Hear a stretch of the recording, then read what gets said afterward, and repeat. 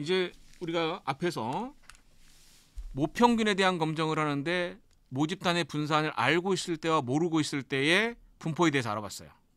근데 이번에는 모비율에 대한 검정을 해보자고요. 모비율. 이 모비율에 대한 검정할 때 뭐 했어요? 이항분포였었죠? 이항분포였다고요. 이항분포일 때 모비율에 대한 얘기가 95% 신뢰수준 이런 식으로 구했어요. 자, 그럼 이것도 역시 마찬가지로 동일하게 얘를 가지고 요만큼을 가지고 왔다가 아니 여기 또 여기 Z가 되죠. 얘도 역시 N이 충분히 크고 P가 너무 작지 않으면 나중에 가면 이거 무슨 분포가 된다? 정분포가 된다 했으니까 이거 Z를 가지고 왔다 갔다 할 수 있다고. 그럼 마찬가지로 계산할 수 있겠죠. 계산할 수 있어. 그러면 이걸 가지고 계산하면 자, 표본 크기가 충분히 크고 모비율이 너무 작지 않으면 이항분포를 따르는데 여기에 분포가 이렇게 나온다. 그럼 이때 검정 통계량은 Z가 나오는 거예요. 나오겠죠. 나올 거예요. 이렇게 나올 거예요. 자, 그런데 문제는 뭐냐? 이게 Z이긴 한데 이항분포일 때에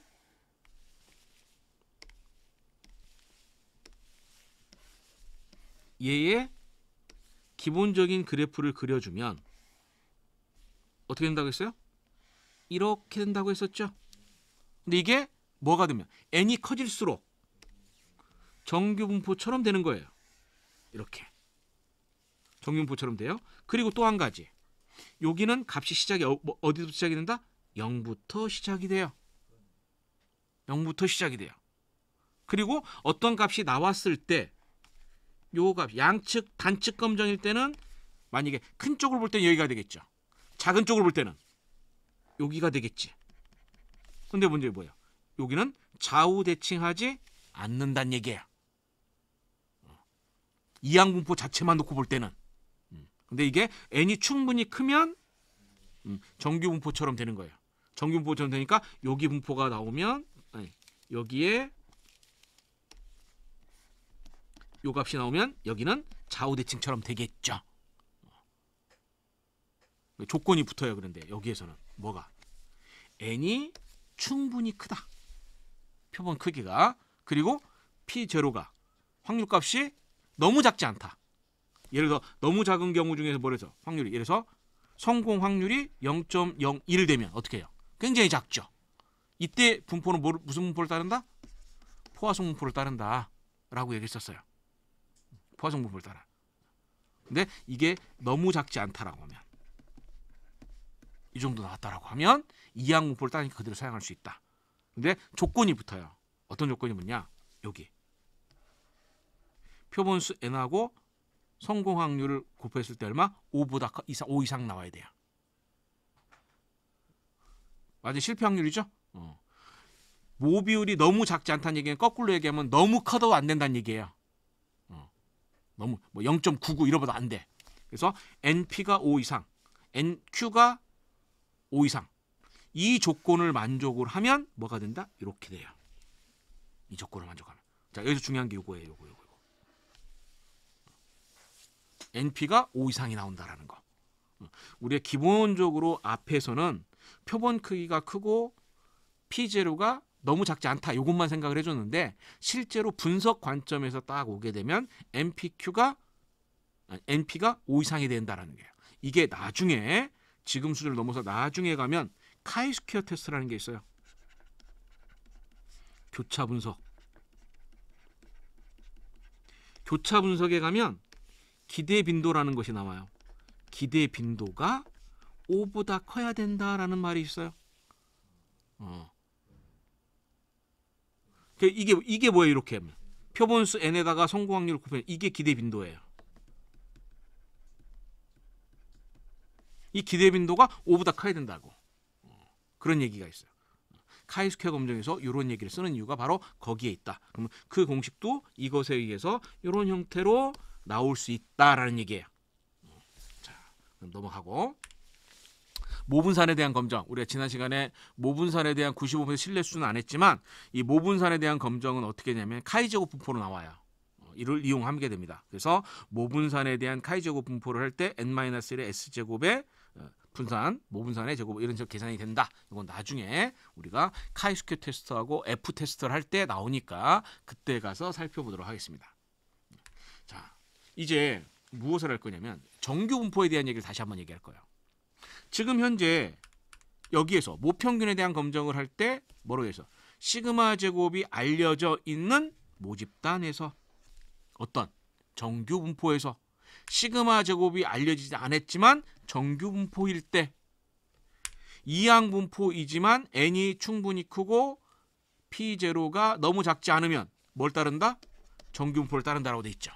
따라서 결국 우리는 모집단이 있었을 때 이 모집단의 평균이 뮤이고 분산이 시그마 제곱인 모집단에서 표본을 뽑았어요.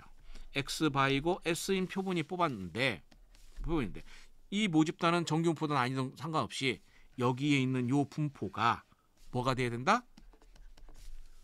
정규 분포가 돼야 된다는 얘기가 나온다고. 그러면 무엇을 해야 돼요? 모평균에 대한 검정을 할 때는 모분산이 알던 모르던 우리는 표본이 있는 요 데이터를 가지고 정규 분포인지 아닌지를 확인할 거예요. 그런 작업을 뭐라고 한다? 정규성 검정이다라고 얘기하는 거예요. 정규성 검정이다라고 하는데 이 정규성 검정을 하는 방법이 세 가지가 있어요. 데이터가 정규 분포인지 아닌지 확인하는 작업을 세 가지가 있는데 첫 번째 대수 확률지라는 거예요. 대수 정규 확률지라는 것이 있어요. 이것을 하는 걸 QQ 플랫이라고 합니다. 두 번째 외도 첨도가 있고 세 번째 정규성 검정이라는 것이 있어요. 정규성 검정이라는 게 있어요. 자, 그럼 이게 뭐냐면 자, 만약에 어떤 표본이 정규 분포였다라면 이런 모양이 띄겠죠. 이런 모양이 띄죠. 근데 여기가 확률 변수 x가 될 거고 그럼 요 값이 어떻게? x가 될 거야. 그리고 확률이 여기 면적은 확률이 될 거고요. 근데 확률을 어떻게 하냐? 0에서부터 1까지의 확률을 누적을 시켜요. 그러면 여기 확률 여기일 때는 여기가 나오겠지. 그 다음 여기일 때는 여기까지 누적시키겠죠. 누적을 시키는 거예요. 누적을 시키는데 그냥 누적을 안 시키고 어떻게 하느냐면 이 곡선을 누적을 시킬 때 그냥 시키게 되면 어떻게 돼요? 증가되는 폭이 커졌다가 이렇게 될 거 아니에요. 그래서 어떻게 하느냐? 여기가 직선이 되게 누적되는 확률을 잡아줄 때 어떻게 하냐? 첫 번째 여기를 만들어주는 방법이에요. 대수 정규 확률지가 있고 이거를 여러 가지 방법이 있어요. 가장 대표적인 게 뭐냐? 요만큼 여기까지가 0.1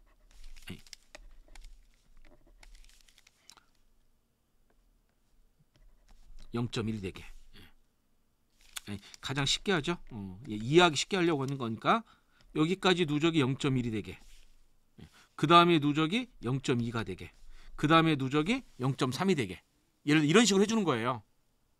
그래서 요 누적 확률을 계산할 때는 요 누적 확률이 어떻게 하냐? 등간격이 아니에요. 여기에 0.1, 0.2 이게 되는 게 아니에요. 왜? 일반 누적 확률은 CDF라고 하거든요. 이때 CDF는 이렇게 직선이 나오지 않아요. 근데 직선이 나오게 하는 요 확률 값을 조절을 해줘요.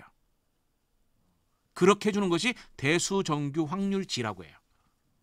그래서 대수정규 확률지를 보면 여기 확률이 일정하지 않아. 근데 이렇게 하는 방법이 한 가지만 있는 것이 아니래. 몇 가지가 있어요. 여러 가지 방법이 있는데 요즘 현대 통계학에서는 그 확률 중에 그 확률을 표준화시켜 만든 것을 QQ 플랫이라는 것을 이름을 만들어줘요. 그래서 어쨌든 이렇게 만들어주면 어떻게 되느냐? 원래 정규 분포인 것이 QQ 플랫을 해주면 어떻게 돼? 이렇게 나오겠죠.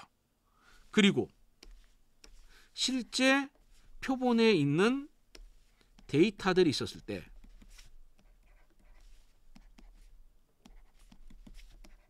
여기에 확률값들이 있을 거 아니에요? 확률값? 이 확률 변수 x를 확률값을 가지고 확률을 해주는 거예요. 했더니 이렇게 점이 찍힌 거예요. 이렇게 찍힌 거예요. 누적이 되니까 점점 이렇게 되는 거예요. 그러면 이 데이터들이 어디에 이 직선상에 일치하면 뭐가 되겠어요? 이 표본에 있는 데이터는 완벽한 정규분포가 되는 거예요. 근데 이건 이론이기 때문에 실제 표본에 있는 요 데이터들이 QQ 플러스를 나왔을 때 완벽하게 일치하지 않고 이런 형태로 나올 거라고. 그러면 우리는 뭘 하느냐? 이 데이터를 보고 QQ 플러스를 보고 데이터들이 직선상에 일치한다고 보여지느냐? 라고 하면 아 정규분포다. 이 정도면 일치하지 않아 하면 정규분포가 아니다라고 얘기하는 거예요. 이건 뭐예요? 굉장히 주관적이죠. 주관적이에요. 그래서 초창기에 1930년대, 40년대에는 대수정규 확률지를 이용해서 그 다음에 QQ 플러스를 이용을 해서 우리 표본에 있는 데이터가 정규분포다 아니다를 판정했지만 요즘 세대에서는 이걸 판정하지 않습니다. 그럼 요즘 세대에서는 뭘 하느냐? 외도와 첨도라는 것이 있어요. 외도와 첨도. 외도와 첨도라는 것이 있는데 이 외도와 첨도는 지난 시간에 한번 했었나? 외도와 첨도는 정규분포의 가장 기본적인 성질을 이용을 해요. 정규분포의 가장 기본적인 성질이 뭐예요? 평균에서 제일 높고 좌우 대칭이다. 시메트릭하다라고 하는 것을 이용을 한 거예요. 그런데 만약에 표본에 있는 데이터가 이렇게 되어 있으면 좌우 대칭하지 않죠. 이럴 때 뭐냐? 치우쳐질 외자를 써요. 치우쳐져 있는 정도다라고 해서 이거를 뭐라냐? 외도 스큐니스라고 합니다.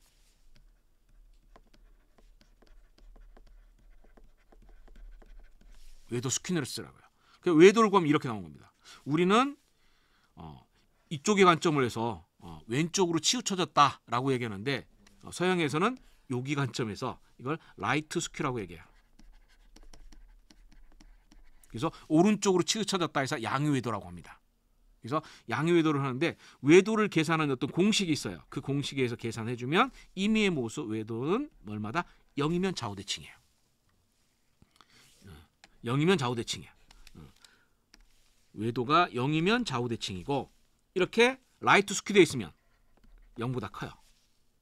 레프트 스큐되어 있으면 0보다 작아요.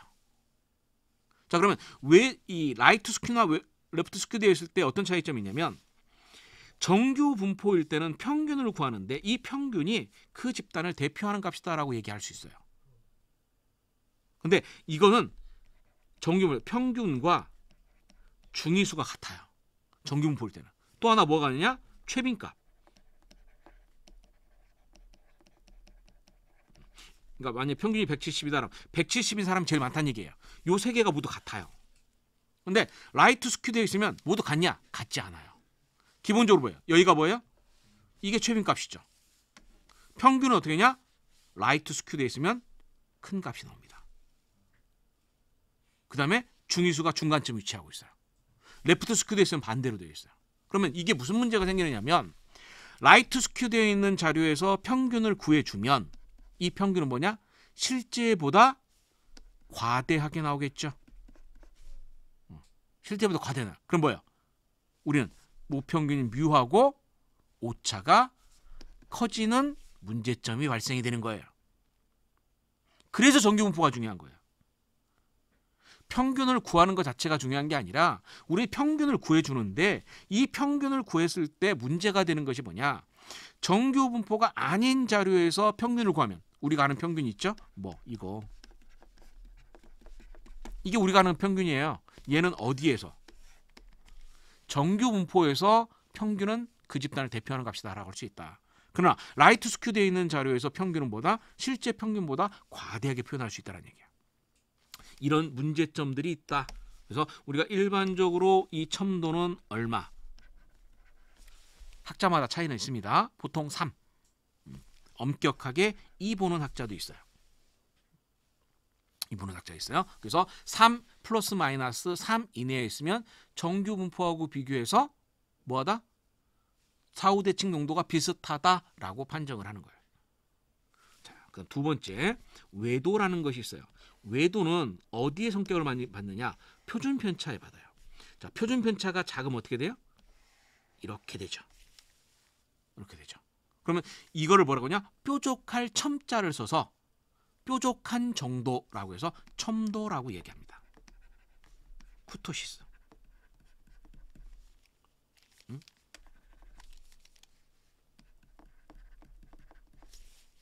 그래서 첨도를 계산하는 공식에 의하면 원래 공식은 첨도를 계산하는 공식이 얼마냐? 7이에요. 7이에요. 그런데 7이라고 돼 있으면 외우기가 힘들어서 실제 프로그램에서 어떻게 되냐? 이걸 시프트 해줘요. 그래서 컴퓨터 프로그램에서는 얼마로 계산하냐? 0이 기준이에요. 0이 기준. 근데 이제 이건 확인해야 돼요. 일반 알려져 있는 컴퓨터 프로그램들, 검증된 통계 패키지들에서는 첨도 기준을 0을 사용하지만 혹시라도 내가 교과서에 있는 첨도 공식을 가지고 계산했을 때는 기준값이 7일 수도 있고 0일 수도 있다고. 그러니까 이제 그거를 주의를 해야 된다라고 하는 거예요. 자, 그럼 이렇게 되면 어떻게 하냐? 첨도는 0보다 커져요. 0보다 커져요. 그러면 첨도의 기준은 얼마냐? 첨도의 기준은 일반적 기준 7. 엄격하게 보는 사람은 4나 3 보는 사람도 있어요. 그래서 첨도가 7보다 플러스 마이너스 이내에 있으면 뾰족한 정도가 정규분포가 비슷한 거예요. 우리는 어떻게 두 개를 보는 거예요. 외도가 플러스 마이너스 3, 첨도가 플러스 마이너스 7 이내에 있으면 정규분포로 봐도 무방하다라고 하는 거죠. 이거는 결국 뭐보다? QQ 플랫보다 조금 더 직관적이죠. 좀 더 직관적이다라고 할 수 있어요. 좀 더 객관적이다라고 할 수 있죠. 저는 객관적이라고 할 수 있어요. 그래서 요즘은 QQ 플랫을 안 봅니다. 뭘 보냐? 외도 첨도를 봐요. 외도 첨도를 봐요. 자, 그다음 이 외도 첨도도 문제가 되는 것이 뭐가 있냐? 데이터 n에 따라서 외도 첨도가 영향을 받아요. 그래서 이거를 조금 더 객관화시킨 것이 있는데 뭐냐면 정규성 검정이라는 것이 있어요. 정규성 검정에서는 여러 가지 방법이 있습니다. 샤피로 윌크, 콜모그로프 스미노프, 앤더슨 다일링, 리안 조이너, 야콥슨. 뭐 안 써 있지만 여러 가지 방법들이 있어요. 그 중에서 가장 많이 알려져 있는 방법이 샤피로 윌크와 콜모그로프 스미노프라고 하는 검정이에요. 테스트.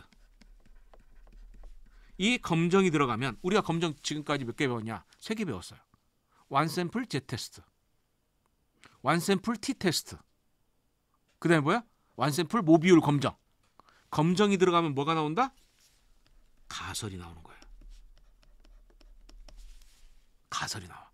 그러면 표본에 있는 데이터가 있는데 모집단에 있는 데이터를 가지고 표본을 뽑았어.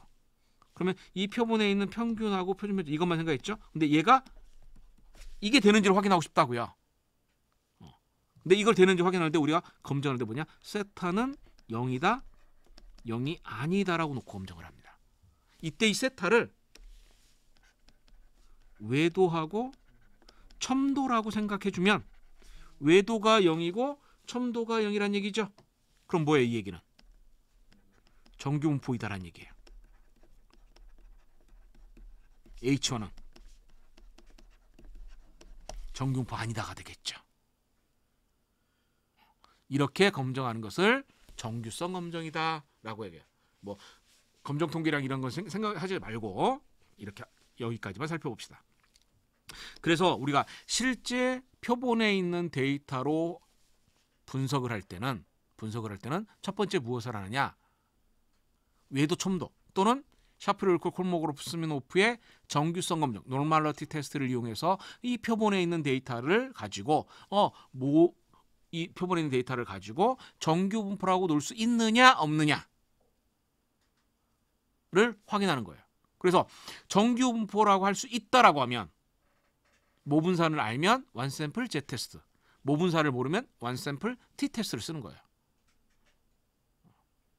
근데 만약에 모분산을 모르는데 정규 분포가 아니라고 하면 원샘플 Z 테스트를 쓸 수 못하겠죠. 그땐 뭘 쓰느냐? 그때는 비모수 검증이라는 걸 써요.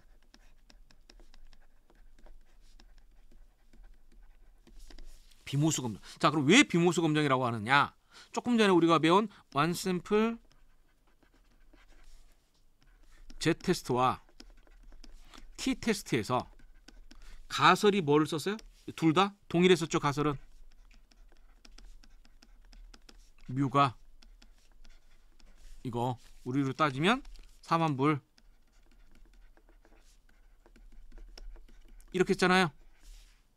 뭐를 이용했어요? 모수를 검정했죠. 모수를 검정했어. 그래서 원샘플 Z 테스트와 원샘플 T 테스트를 뭐라고 하냐? 모수 검정이라고 해요. 그 중에서도 뭐? 모평균 검정이라고 하는 거야. 모수 중에 모평균을 검정하는 거야. 그럼 비모수 검정은 얘가 아닌 다른 걸 검정하겠죠. 이게 비모수 검정이다 라고 얘기하는 겁니다. 자, 여기까지 해서 검정에 대한 얘기들 살펴봤습니다. 다음 시간에는 표본이 하나가 아니라 지금은 원샘플 했었잖아요. 두 집단일 때, 투샘플 있을 때에 검정하는 방법론에 대해서 95% 신뢰 수준 구하는 방법, 검정 통계량 구하는 방법, 그 다음에 p-밸류 구하는 방법. 그래서 투샘플 테스트였을 때의 검정 방법을 배우도록 할 거예요. 그럼 투샘플 테스트일 때도 우리가 뭘 하겠어요? 원샘플 테스트일 때 Z 테스트가 있고 T 테스트가 있었으니까 투샘플에도 Z 테스트가 있고 T 테스트가 있겠네요. 그리고 또 뭐가 있겠어요? 얘가 아닐 때 비모수 검정이 있겠죠. 이 얘기들에 대해서 살펴보도록 하겠습니다. 오늘 과정 여기서 마치도록 하겠습니다.